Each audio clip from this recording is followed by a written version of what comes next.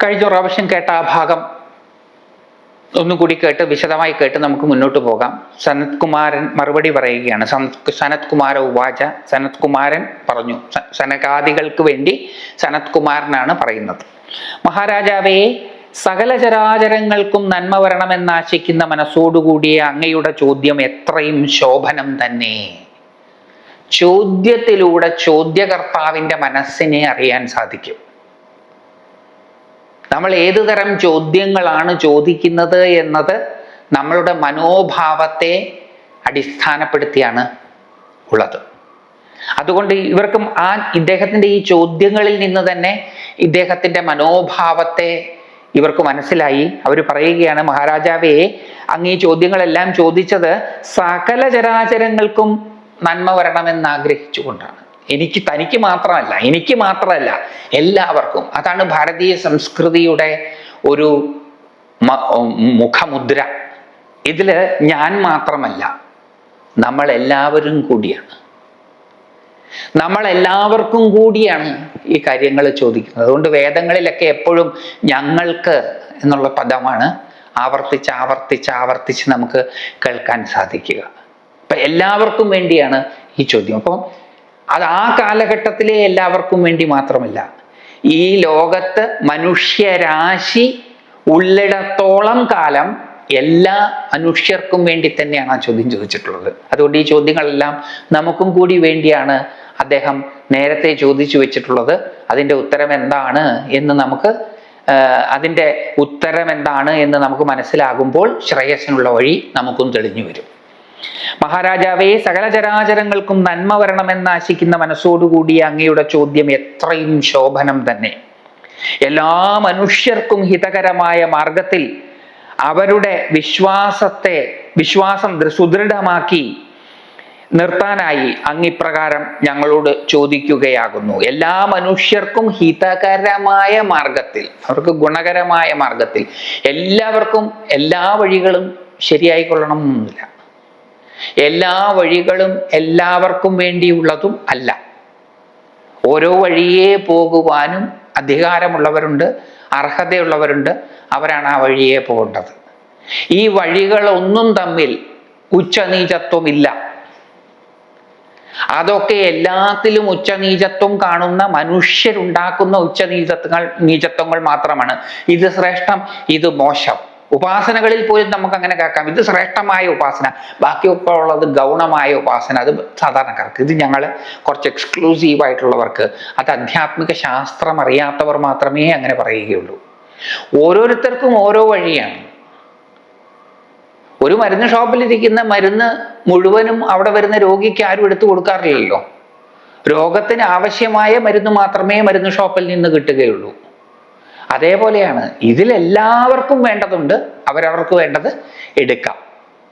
അതാണ് ഇവിടെ സൂചിപ്പിക്കുന്നത്. എല്ലാ മനുഷ്യർക്കും ഹിതകരമായ മാർഗത്തിൽ അവരുടെ വിശ്വാസം സുദൃഢമാക്കി നിർത്താൻ, അവരുടെ വിശ്വാസത്തെ ഇളക്കാനല്ല. നിങ്ങളൊരു വഴിയെ പോവുകയാണെങ്കിൽ നിങ്ങൾ പോകുന്ന വഴിയിൽ അവിശ്വാസത്തെ ജനിപ്പിക്കാനല്ല, നിങ്ങൾ പോകുന്ന വഴിയിൽ നിങ്ങളുടെ വിശ്വാസത്തെ ഉറപ്പാക്കാൻ. നിങ്ങൾ ഏത് വഴിയിലൂടെയാണോ സഞ്ചരിക്കുന്നത് ആ വഴിയെ തന്നെ പോയാൽ നിങ്ങൾക്ക് ലക്ഷ്യത്തിൽ എത്തിച്ചേരാൻ സാധിക്കും എന്ന് ഉറപ്പിച്ച് മനസ്സിലാക്കാൻ. അതിനാണ് ഈ ചോദ്യങ്ങൾ ചോദിക്കുന്നത്. എല്ലാ മനുഷ്യർക്കും ഹിതകരമായ മാർഗത്തിൽ അവരുടെ വിശ്വാസം സുദൃഢമാക്കി നിർത്താനായി അങ്ങ് ഇപ്രകാരം ഞങ്ങളോട് ചോദിക്കുകയാകുന്നു. ചോദ്യം ചോദിച്ചയാളുടെ മനോഭാവം ചോദ്യത്തിലൂടെ ഇവർക്ക് പിടികിട്ടുകയാണ്. എന്തിനാണ് ഈ ചോദിച്ചതെന്ന് മനസ്സിലായി. ഓരോരുത്തരും ഓരോ വഴിയെ യാത്ര ചെയ്തുകൊണ്ടിരിക്കുകയാണ്. അവരെ വഴിമാറ്റാനല്ല, ആ വഴിയിൽ തന്നെ ഉറപ്പിച്ച് നിർത്താൻ വേണ്ടിയിട്ടാണ് അങ്ങ് ഈ ചോദ്യം ചോദിച്ചത് എന്ന് ഞങ്ങൾക്ക് മനസ്സിലായി. അങ്ങേക്ക് ഇതേക്കുറിച്ചെല്ലാം നല്ലപോലെ അറിയാമെങ്കിലും അതിലൊട്ടും അതിശയമില്ല. ഇതൊക്കെ അങ്ങേക്ക് അറിയാം. ഈ ചോദ്യത്തിൻ്റെ ഒക്കെ ഉത്തരം അങ്ങേക്കും അറിയാം. അങ്ങ് പലപ്പോഴും ഇവരോട് പറഞ്ഞു കൊടുത്തിട്ടുണ്ടാകും. അല്ലാതെ അങ്ങ് അറിയാത്തൊരാളാണ് എന്ന് ഞങ്ങൾക്ക് തോന്നുന്നില്ല. ചോദ്യം കേൾക്കുമ്പോൾ ചോദ്യകർത്താവിൻ്റെ ഉള്ളിലെ അറിവും വ്യക്തമാകും. ചോദ്യത്തിലൂടെ നമുക്ക് എന്തറിയാം എന്തറിയില്ല എന്നുള്ളതും അറിയാൻ സാധിക്കും. അങ്ങേക്ക് ഇതേക്കുറിച്ചെല്ലാം നല്ലപോലെ അറിയാമെങ്കിലും അതിലൊട്ടും അതിശയമില്ല. എന്താ കാരണം അതിശയമില്ലാത്തതിൽ? കാരണം എന്താ? സജ്ജനങ്ങളുടെ മനസ്സ് എപ്പോഴും ഇങ്ങനെ പരസുഖത്തിനായി വ്യാപരിച്ചു കൊണ്ടേയിരിക്കും. എനിക്ക് മാത്രം എനിക്ക് മാത്രം എനിക്ക് മാത്രം എന്നല്ല, എല്ലാവർക്കും എല്ലാവർക്കും എല്ലാവർക്കും എന്ന് എപ്പോഴും സജ്ജനങ്ങളുടെ മനസ്സ് വ്യാപരിച്ചു കൊണ്ടേയിരിക്കും. എനിക്ക് മാത്രം സുഖം ഉണ്ടാകണേ എന്നല്ല, എല്ലാവർക്കും സുഖമുണ്ടാകാൻ എന്താ ചെയ്യേണ്ടത് എന്നാണ് സജ്ജനങ്ങള് ചിന്തിക്കുക.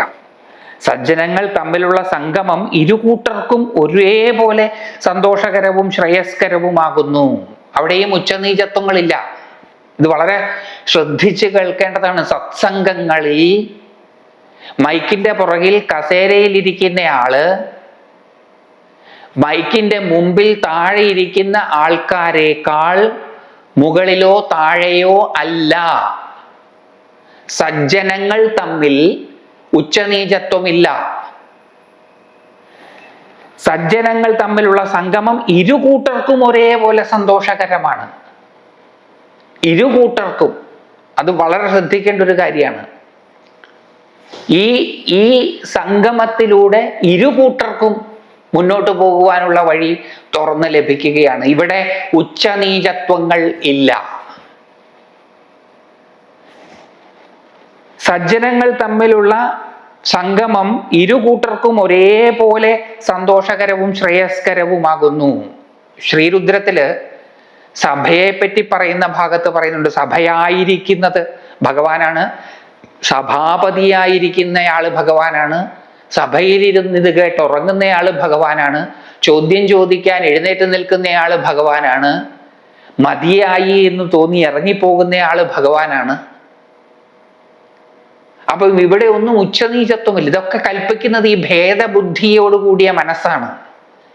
ഡ്യുവാലിറ്റിയിൽ വ്യാപരിക്കുന്ന, വാക്കുകൾ കൊണ്ട് മാത്രം കാര്യങ്ങളെ മനസ്സിലാക്കാൻ കഴിയുന്ന ബുദ്ധിയോടുകൂടിയ സാധാരണക്കാർ ആണ് ഈ ഉച്ചനീചത്വങ്ങൾ കൽപ്പിക്കുന്നത്. വാസ്തവത്തിൽ ഉച്ചനീചത്വം ഇല്ല, ശ്രേഷ്ഠവും അധമവും ഇല്ല. സജ്ജനങ്ങൾ തമ്മിൽ, അതാണ് ഇവിടെ സൂചിപ്പിക്കുന്നത്, സജ്ജനങ്ങൾ തമ്മിലുള്ള സംഗമം ഇരുകൂട്ടർക്കും ഒരേപോലെ സന്തോഷകരവും ശ്രേയസ്കരവുമാകുന്നു. അവർ തമ്മിൽ തമ്മിൽ നടക്കുന്ന സംഭാഷണങ്ങളും ചോദ്യോത്തരങ്ങളും അവ കേൾക്കുന്നവർക്കൊക്കെയും സുഖപ്രദവും വിജ്ഞാനപ്രദായകവും ആകുന്നു. അവർ തമ്മിൽ തമ്മിൽ നടക്കുന്ന സംഭാഷണങ്ങളും. സത്സംഗത്തില് അങ്ങോട്ടും ഇങ്ങോട്ടും സംവദിക്കും. അല്ലാണ്ട് ഇത് റേഡിയോ പോലെ വൺ വേ അല്ല. ആ വൺ വേ ആയിട്ടുള്ളത് സത്സംഗമല്ല. സത്സംഗത്തിൽ അങ്ങോട്ടും ഇങ്ങോട്ടും സംഭാഷണങ്ങൾ നടക്കും, ചോദ്യോത്തരങ്ങൾ നടക്കും. ചില ചോദ്യങ്ങൾ ചോദിക്കുമ്പോഴാണ് ചില ഉത്തരങ്ങൾ പുറത്തേക്ക് വരിക. അവ കേൾക്കുന്നവർക്കൊക്കെയും, അത് പറയുന്നയാളും കേൾക്കുകയാണ് ചെയ്യുന്നത്. ചോദ്യം ചോദിക്കുന്ന ആള് മാത്രമല്ല ഉത്തരം കേൾക്കുന്നത്, ഉത്തരം കൊടുക്കുന്നയാളും ഉത്തരം കേൾക്കുകയാണ് ചെയ്യുന്നത്. അപ്പോൾ പലപ്പോഴും ഈ സജ്ജനങ്ങളിൽ ആരെങ്കിലും ഉപാധിയായി സ്വീകരിച്ചുകൊണ്ട് ഭഗവാൻ തന്നെയാണ് പരമമായ രഹസ്യത്തെ മൊഴിയുന്നത്. അത് ആരിലൂടെ വേണമെങ്കിലും സംഭവിക്കാം. സജ്ജനങ്ങൾ തമ്മിലുള്ള സംഗമം ഇരുകൂട്ടർക്കും ഒരേപോലെ സന്തോഷകരവും ശ്രേയസ്കരവുമാകുന്നു. അവർ തമ്മിൽ തമ്മിൽ നടക്കുന്ന സംഭാഷണങ്ങളും ചോദ്യോത്തരങ്ങളും അവ കേൾക്കുന്നവർക്കൊക്കെയും സുഖപ്രദവും വിജ്ഞാനപ്രദായകവും ആകുന്നു. അതുകൊണ്ട് ഞങ്ങളുമായുള്ള സംഗമം അങ്ങേക്കെന്ന പോലെ ഞങ്ങൾക്കും സന്തോഷപ്രദം തന്നെ. അല്ലാണ്ട് ദ ഗ്രേറ്റ് ഞങ്ങളെ നിങ്ങൾ ആദരിച്ചോ എന്നല്ല. ഞങ്ങളിവിടെ വന്നത് ഞങ്ങൾക്കും സന്തോഷം ഉണ്ടാകാൻ വേണ്ടിയിട്ടാണ്. സത്സംഗത്തിൽ പങ്കെടുക്കുന്ന എല്ലാവർക്കും സന്തോഷം ഉണ്ടാകും. എനിക്ക് കുറേ കാര്യങ്ങൾ നിങ്ങളോട് പറയാനുള്ളത് കൊണ്ടല്ല ഞാൻ സത്സംഗത്തിൽ വരുന്നത്. നിങ്ങളുമായിട്ട് കൂടിയിരുന്ന് ചോദ്യോത്തരങ്ങളിൽ പങ്കെടുത്ത് എൻ്റെ അറിവും സന്തോഷവും വർദ്ധിപ്പിക്കുവാനും കൂടി വേണ്ടിയിട്ടാണ്. ഇങ്ങനെയാണ് ഓരോ യഥാർത്ഥ സജ്ജനവും ചിന്തിക്കുക. അല്ലാതെ എനിക്ക് നിങ്ങളോട് കുറേ കാര്യങ്ങൾ പറയാനുണ്ട്, ഒരു വേദി ഒരുക്കിക്കോളൂ, ഞാൻ വന്ന് പറഞ്ഞിട്ട് പോകാം, ചോദ്യങ്ങൾ ചോദിച്ചോളൂ, ഞാൻ ഉത്തരം തരാം, അങ്ങനെയല്ല. ഇവിടെ കേൾക്കുന്നയാളും പറയുന്നയാളും തമ്മിൽ വലിയ വ്യത്യാസമൊന്നുമില്ല. ഇതൊക്കെ ഭഗവാൻ തന്നെയാണ്. അതുകൊണ്ട് ഇത് വളരെ പ്രധാനപ്പെട്ട ഒരു ഭാഗമാണ്. നമുക്ക് ഒന്നും കൂടി അത് കേൾക്കാം. സജ്ജനങ്ങൾ തമ്മിലുള്ള സംഗമം ഇരു കൂട്ടർക്കും ഒരേപോലെ സന്തോഷകരവും ശ്രേയസ്കരവുമാകുന്നു. അവർ തമ്മിൽ തമ്മിൽ നടക്കുന്ന സംഭാഷണങ്ങളും ചോദ്യോത്തരങ്ങളും അവ കേൾക്കുന്നവർക്കൊക്കെയും സുഖപ്രദവും വിജ്ഞാനപ്രദായകവും ആകുന്നു. അതുകൊണ്ട് ഞങ്ങളുമായുള്ള സംഗമം അങ്ങേക്കെന്ന പോലെ ഞങ്ങൾക്കും സന്തോഷപ്രദം തന്നെ. ഇത് വളരെ പ്രധാനപ്പെട്ടതും മനസ്സിൽ വെക്കേണ്ടതും ആണ്. മഹാരാജാവേ, അന്ധഃകരണത്തിൽ അങ്കുരിക്കുന്ന രാഗദ്വേഷാദി ദോഷങ്ങളെ ഉന്മൂലനം ചെയ്യാൻ സമർത്ഥമായ മധുരിപു ഭഗവാന്റെ പാദാരവിന്ദങ്ങളെ സ്മരിക്കുന്നതിനും അവിടുത്തെ അനന്ത ഗുണങ്ങൾ വർണ്ണിക്കുന്നതിനും കേൾക്കുന്നതിലും സുദൃഢമായ ആഗ്രഹം അങ്ങേക്കുണ്ടായിരിക്കുന്നത് ആ ഭഗവാന്റെ അനുഗ്രഹം ഒന്നുകൊണ്ട് മാത്രമാണ്. അവിടുത്തെ അനുഗ്രഹമില്ലാത്തവർക്ക് അലഭ്യമായിട്ടുള്ളതാണ് ആ ആഗ്രഹം. സംസാര കാരണമായിരിക്കുന്ന വിഷയവാസനകൾ മനസ്സിൽ നിന്ന് മാഞ്ഞ് മനസ്സ് നിർമ്മലമായി കഴിഞ്ഞാൽ പുരുഷൻ പരമപുരുഷാർത്ഥ പ്രാപ്തിക്ക് യോഗ്യനായിത്തീരുന്നു. എങ്ങനെയാണ് ആ പരമപുരുഷാർത്ഥ പ്രാപ്തിക്ക്? എന്താ ഈ പരമപുരുഷാർത്ഥ പ്രാപ്തി? മുക്തി. എന്തിൽ നിന്നുള്ള മുക്തി? അല്പമായ സുഖദുഃഖങ്ങളിൽ നിന്നുള്ള മുക്തി. ആ മുക്തനായാൽ എന്താ ലഭിക്കുക? സ്വാതന്ത്ര്യമാണ് ലഭിക്കുക. ആ സ്വാതന്ത്ര്യമാണ് ഇവിടെ മോക്ഷം. അതിന് ആരാണ് അതിന് എങ്ങനെയാണ് ഒരാൾ അതിന് യോഗ്യനായി തീരുന്നത്? അത് പറയുകയാണ്. മഹാരാജാവേ, അന്ധഃകരണത്തിൽ അങ്കുരിക്കുന്ന, അന്ധഃകരണം ബുദ്ധി, അഹങ്കാരം, മനസ്സ്, അന്ധഃകരണത്തിൽ അങ്കുരിക്കുന്ന രാഗദ്വേഷാദി ദോഷങ്ങളെ, ഈ ഡ്യുവാലിറ്റി, അതാണ് ദോഷം. ഭേദഭാവനയാണ് ദോഷം. ആ ദോഷം എന്ന് പറയണത് നമ്മൾ നല്ലത് ചീത്ത എന്ന് പറയുന്ന അർത്ഥത്തിലല്ല. അതൊക്കെ ഇതിന് ആ ഒരു തലമില്ല. വ്യാവഹാരിക ഭാഷയിൽ നല്ലത് ചീത്ത, വേണ്ടത് വേണ്ടാത്തത്, നന്മ തിന്മ, ആ രീതിയിലല്ല ഇവിടെ പറയണത്. അന്ധഃകരണത്തിൽ അങ്കുരിക്കുന്ന രാഗദ്വേഷാദി ദോഷങ്ങളെ ഉന്മൂലനം ചെയ്യാൻ സമർത്ഥമായ മധുരിപു ഭഗവാന്റെ പാദാരവിന്ദങ്ങളെ. ഭഗവാന്റെ പാദാരവിന്ദങ്ങളുടെ ക്വാളിറ്റി എന്താ? ഭഗവാന്റെ പാദാരവിന്ദങ്ങളെ സ്മരിച്ചാലുള്ള ഗുണം എന്താ? ഭഗവാന്റെ പാദാരവിന്ദങ്ങളെ സ്മരിച്ചാൽ രാഗദ്വേഷാദി ദോഷങ്ങളോടുകൂടിയ മനസ്സ് ഉന്മൂലനം ചെയ്യപ്പെടും. എന്ന് പറഞ്ഞാൽ മനസ്സ് അടങ്ങി ഒടുങ്ങും. ഇഷ്ടദേവതയുടെ പാദാരവിന്ദങ്ങളെ സ്മരിച്ചാൽ ആദ്യമൊക്കെ ഇടയ്ക്കിടയ്ക്ക് സ്മരിക്കണം. പിന്നീട് ആ സ്മരണ നിരന്തരമായി തീരണം. അങ്ങനെ നിരന്തരമായി തീർന്നാൽ എന്ത് സംഭവിക്കും? രാഗദ്വേഷാദി ദോഷങ്ങൾക്ക് കാരണമായിരിക്കുന്ന അന്ധഃകരണത്തെ ഇല്ലാതാക്കാൻ സാധിക്കും. അത് ലയിച്ചു പോകും. ഈ ഭേദഭാവന എവിടെയാണ് ഉണ്ടാവുന്നത്? ബുദ്ധി, അഹങ്കാരം, മനസ്സ്, ഇതിലാണ് ഉണ്ടാവുന്നത്.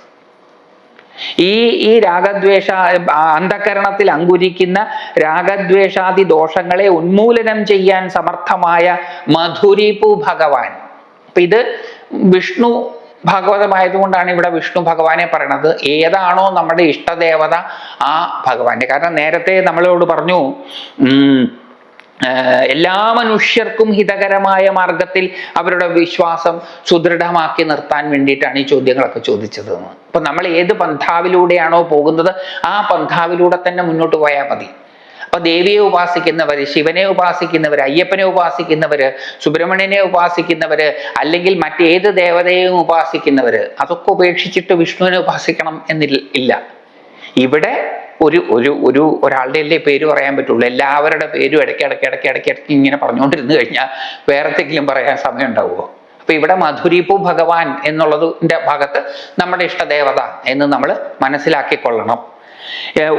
സമർത്ഥമായ മധുരിപു ഭഗവാന്റെ പാദാരവിന്ദങ്ങളെ സ്മരിക്കുന്നതിനും അവിടുത്തെ അനന്ത ഗുണങ്ങൾ വർണ്ണിക്കുന്നതിനും കേൾക്കുന്നതിലും സുദൃഢമായ ആഗ്രഹം അങ്ങേക്കുണ്ടായിരിക്കുന്നത് ആ ഭഗവാന്റെ അനുഗ്രഹം ഒന്നുകൊണ്ട് മാത്രമാണ്.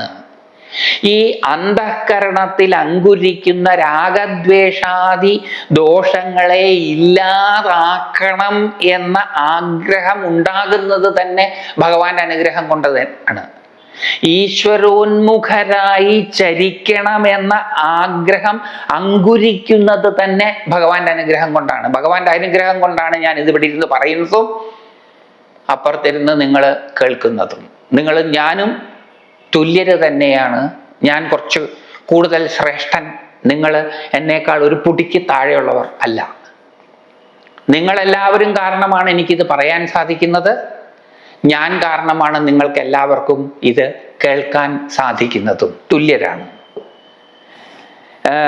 അതുമാത്രമല്ല, ഇത് പറയാനും കേൾക്കാനും സാധിക്കണമെങ്കിൽ ഭഗവാന്റെ അനുഗ്രഹം വേണം. ഭഗവാന്റെ അനുഗ്രഹം ഇല്ലാത്തവര് എങ്ങനെയാ? നേരത്തെ പറഞ്ഞില്ലേ, അറിവില്ലാത്തവർ എന്ന് പറഞ്ഞില്ലേ?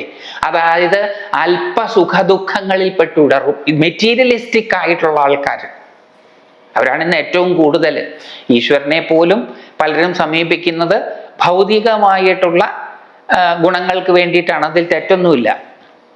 കാരണം അത് ക്രമേണ അവരെ പരമമായതിലേക്ക് നയിച്ചുകൊള്ളും. ഭൗതികമായ സുഖത്തിന് വേണ്ടിയിട്ടാണെങ്കിലും ഈശ്വരനെ ആശ്രയിക്കുന്നത് നല്ലതാണ്. അത് ക്രമേണ പരമമായതിലേക്ക് നമ്മളെ കൊണ്ടുപോയിക്കൊള്ളും. ഈശ്വരനെ സ്മരിക്കണമെങ്കിൽ ഈശ്വരാനുഗ്രഹം വേണം.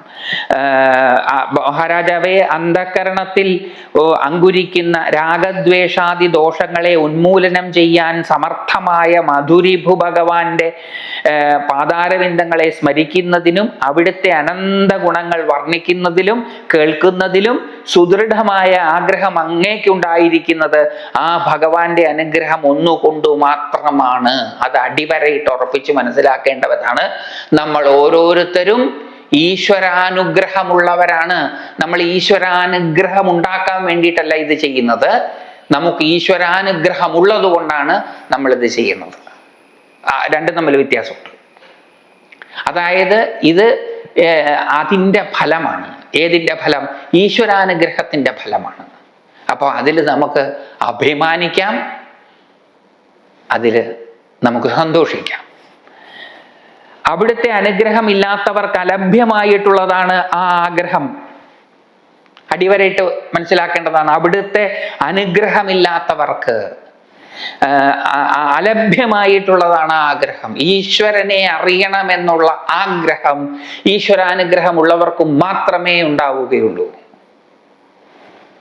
സംസാര കാരണമായിരിക്കുന്ന വിഷയവാസനകൾ മനസ്സിൽ നിന്ന് മാഞ്ഞ് മനസ്സ് നിർമ്മലമായി കഴിഞ്ഞാൽ പുരുഷൻ, പുരിയിൽ ശയിക്കുന്നയാൾ, ജീവൻ എന്നേ അർത്ഥമുള്ളൂ.